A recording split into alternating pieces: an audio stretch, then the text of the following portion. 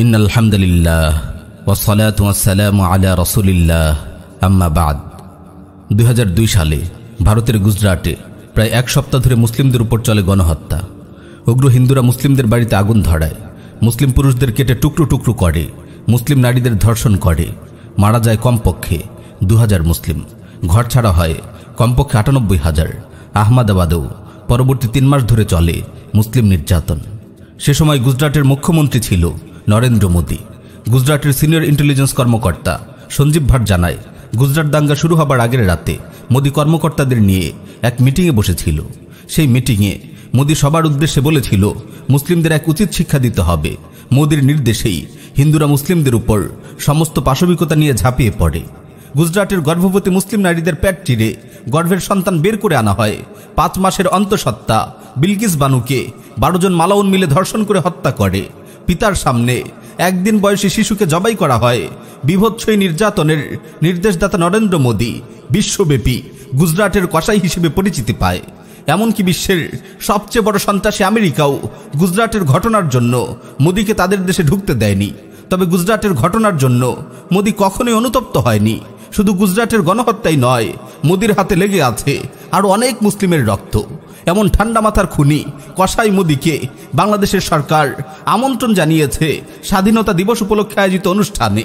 90% মুসলিমের দেশ বাংলাদেশ, সরকার চলে মুসলিমদের ট্যাক্সের টাকায়, আর সেই সরকারই রাষ্ট্রীয় অতিথি করছে মুসলিম হত্যাকারী ভারতের বর্তমান প্রধানমন্ত্রী গুজরাটের কসাই মোদীকে। গুজরাটে রক্তগঙ্গা বয়ে দেবার পরেও তথাকথিত ধর্মনিরপেক্ষ বৃহত্তম গণতন্ত্রের দেশ ভারতের জনগণ মোদীকে ভোট দিয়ে প্রধানমন্ত্রী নির্বাচন করে 2014 সালে। তারপর থেকেই বিজেপির ব্যানারে কসাই মোদী ভারতের ক্ষমতায় আছে।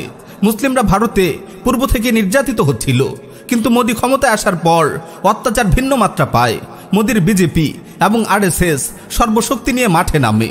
গত দশকে মুসলিমদের উপর মোট অত্যাচারের শতকরা 90% হয়েছে মোদীর 5 বছরের শাসন আমলে। সেই সাথে ঘর ওয়াপসির নামে মুসলিমদের জোর করে হিন্দু ধর্মে দীক্ষিত করা হয় পুরো ভারত জুড়ে। মোদীর সময়ে এ পর্যন্ত প্রায় 44 জন ব্যক্তিকে গরুর মাংস খাওয়া বা পরিবহনের অভিযোগে পিটিয়ে মারা হয়েছে। তবে প্রকৃত সংখ্যা আরও অনেক বেশি। মোদীর ভারতে মুসলিমদের দিয়ে জোর করে জয় শ্রীরাম স্লোগান দেওয়ানো হচ্ছে। স্লোগান দিতে রাজি না হলে চরম অত্যাচার চালানো হচ্ছে।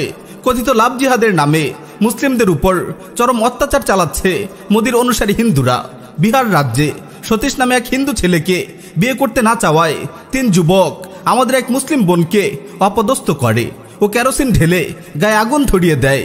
পরে তাকে একটি গর্তে ফেলে দেয়। 17 দিন পর মেয়েটি মারা যায়।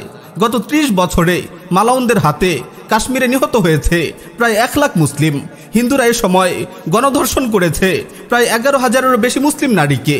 মোদীর আমলে কাশ্মীরের মুসলিমদের উপর অত্যাচার তীব্র থেকে তীব্রতর হয়। 2018 সালে কাশ্মীরে 8 বছরের নিষ্পাপ আসিফা বানুকে মন্দিরে আটকে রেখে 1 সপ্তাহ ধরে ধর্ষণ করে হিন্দুরা। মন্দিরের পুরোহিত, তার ছেলে এবং ভাতিজা এবং 2 জন পুলিশ সদস্যকে নিয়ে মিলেমিশে ধর্ষণ করে আসিফাকে। ধর্ষণের পরে আসিফাকে পাথর ছুঁড়ে হত্যা করে মালাউন হিন্দুরা। নরেন্দ্র মোদী 2019 সালে কাশ্মীরের স্বায়ত্তশাসন বাতিল করে কাশ্মীর দখল করে নেয়। সারা বিশ্ব থেকে কাশ্মীরকে বিচ্ছিন্ন করে মুসলিমদের উপর চালানো হয় গণহত্যা, গণধর্ষণ। মোদী হিন্দুদের নির্দেশ দিয়েছে কাশ্মীরে বেশি বেশি জমি কিনতে, মুসলিম নারীদের বিয়ে করে কাশ্মীরকে মুসলিম শূন্য করতে। ভারতের মুসলিমদের নাগরিকত্ব বাতিল করার জন্য মোদী সরকার নাগরিকত্ব সংশোধনী আইন করে 2019 সালে। তারপর মোদীর নির্দেশে 2020 সালের ফেব্রুয়ারিতে দিল্লিতে মুসলিমদের উপর ঝাঁপিয়ে পড়ে হিন্দুরা। পুলিশ ও হিন্দুদের সহযোগী হয়ে মুসলিমদের আক্রমণ করে। মুসলিমদের বাড়িঘর, ব্যবসা প্রতিষ্ঠানে আগুন লাগিয়ে দেয় হিন্দুরা। শত শত মুসলিমদের হত্যা করে, নারীদের গণধর্ষণ করে। 13 বছরের মুসলিম কিশোরী দিবাকে 7 জন হিন্দু মিলে গণধর্ষণ করে। অনেক বিকৃতভাবে আমাদের অসহায় বোনটিকে নির্যাতন করা হয়, যা আমরা উচ্চারণ করতে পারছি না। ধর্ষণের ভিডিও করে তা ছড়িয়ে দেয় মালাউনরা। হিন্দুত্ববাদী মোদী আগামী নির্বাচনে জেতার সিঁড়ি হিসেবে বেছে নিয়েছে বাবরি মসজিদের জায়গায় রাম মন্দির তৈরির প্রকল্পকে। রাম মন্দির নির্মাণের জন্য মোদীর অনুসারীরা নকশি কায়দায় মুসলিমদের কাছ থেকে চাঁদা আদায় করার চেষ্টা করছে। যারা চাঁদা দিচ্ছে না তাদের বাড়ি চিনে রাখা হচ্ছে। সেই সাথে দেশব্যাপী নাগরিকপঞ্জির নামে মূলত মুসলিমদের নাগরিকত্বকে বাতিল করার প্রকল্প তার একটি প্রধান নির্বাচনী কৌশল। ইতিমধ্যে আসামে নাগরিকপঞ্জির বাস্তবায়ন শুরু হয়ে গেছে।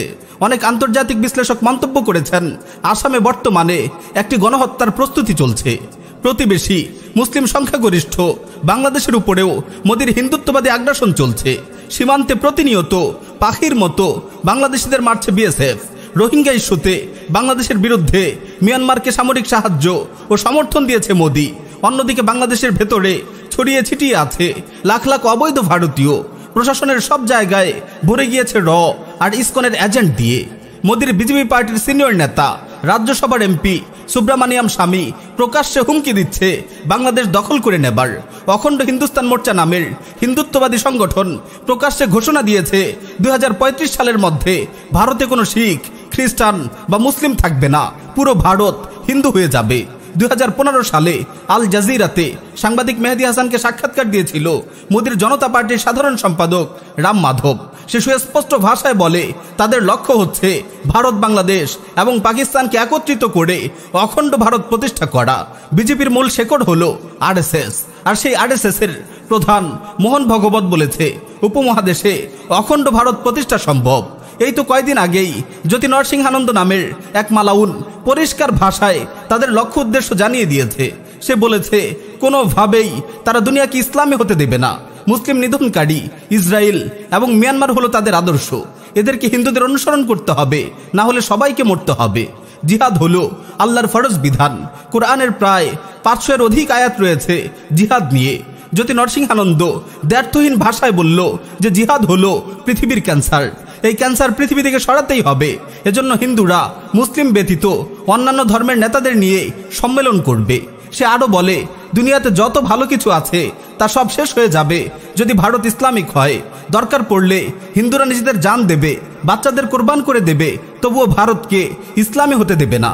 সীমান্তের উপরের এসব কথার গরমে বাংলাদেশের হিন্দুরাও তোড়জোড় এবং হাঁকডাক শুরু করেছে। হিন্দুত্ববাদীদের লক্ষ্য উদ্দেশ্য সকলের কাছে কি একদম পরিষ্কার নয়? মোদির ভারত কি চায় সেটা কি সকলের কাছে একদম পরিষ্কার নয়? এত হাজার হাজার অপরাধী হওয়া সত্ত্বেও শেখ হাসিনা মোদিকে স্বাধীনতা দিবসে আমন্ত্রণ জানিয়েছে। সারা বিশ্বে যখন মোদি কসাই সন্ত্রাসী হিসেবে পরিচিত, তখন শেখ হাসিনা তাকে লাল গালিচা সংবর্ধনা দিতে চাচ্ছে। মোদি বিরোধী আন্দোলন করলে কলিজা ছিঁড়ে ফেলা হবে বলে হুমকি দিচ্ছে ঢাকা বিশ্ববিদ্যালয়ের ছাত্রলীগ সভাপতি সঞ্জিত চন্দ্র দাস। ঢাকা মেট্রোপলিটন পুলিশের ভারপ্রাপ্ত কমিশনার মনিরুল ইসলাম হুঁশিয়ারি দিচ্ছে যে মোদি বিরোধী আন্দোলন করলে কঠোর ব্যবস্থা নেওয়া হবে। এ সকল কর্মকাণ্ড থেকে সুস্পষ্টভাবেই প্রমাণিত হয় যে এরা হিন্দুদের এজেন্ট হিসেবে কাজ করছে। হিন্দুত্ববাদী মোদির দালাল হিসেবে এরা বাংলাদেশে কাজ করছে। আর তাই এরাই কোনো হিন্দু যখন আল্লাহ কিংবা মুহাম্মদ সাল্লাল্লাহু আলাইহি ওয়াসাল্লামকে কটূক্তি করে, তখন হিন্দুদের বাঁচানোর জন্য আইডি হ্যাকের গল্প শোনায়।